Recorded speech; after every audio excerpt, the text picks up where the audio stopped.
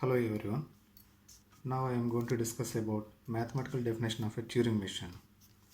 It is defined as a 7-tuple m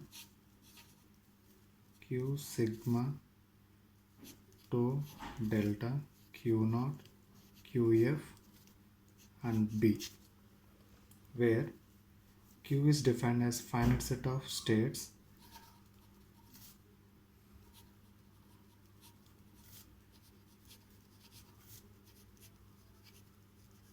and sigma is the finite set of input symbols,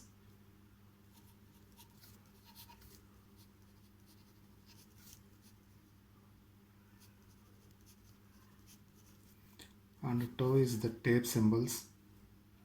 It is a set of tape symbols.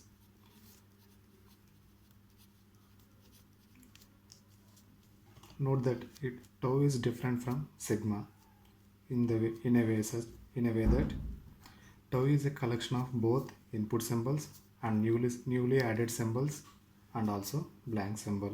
Therefore, we can define sigma is a subset of tau, and also blank symbol belongs to tau. Tau. For example, consider an input tape. If sigma is equal to 0, 1, then consider a random string 0, 0, 1, and the remaining cells are some blank cells.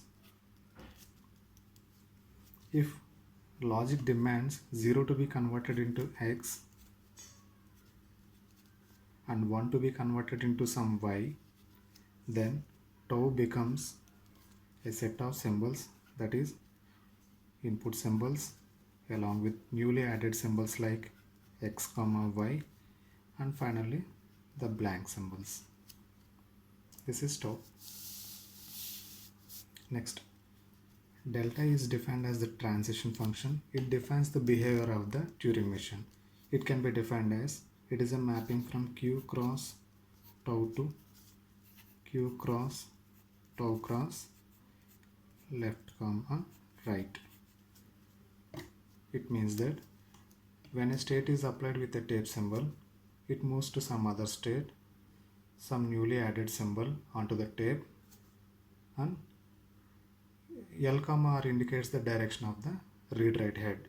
If it is L, meaning that the read-write head moves one cell to the left. If it is right, reverse.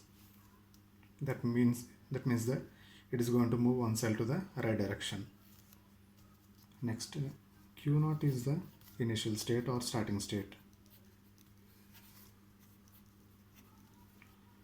and QF is the subset of Q, capital Q, which is nothing but set of final states.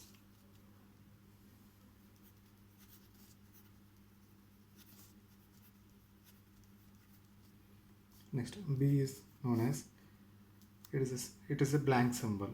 In general, different notations are used to represent the blank symbols. Sometimes it is used as B itself, or hash, or dollar, or underscore. Anything, any symbol can be used as a blank symbol. That is, it can be defined by the developer. This is about the mathematical definition of a Turing machine.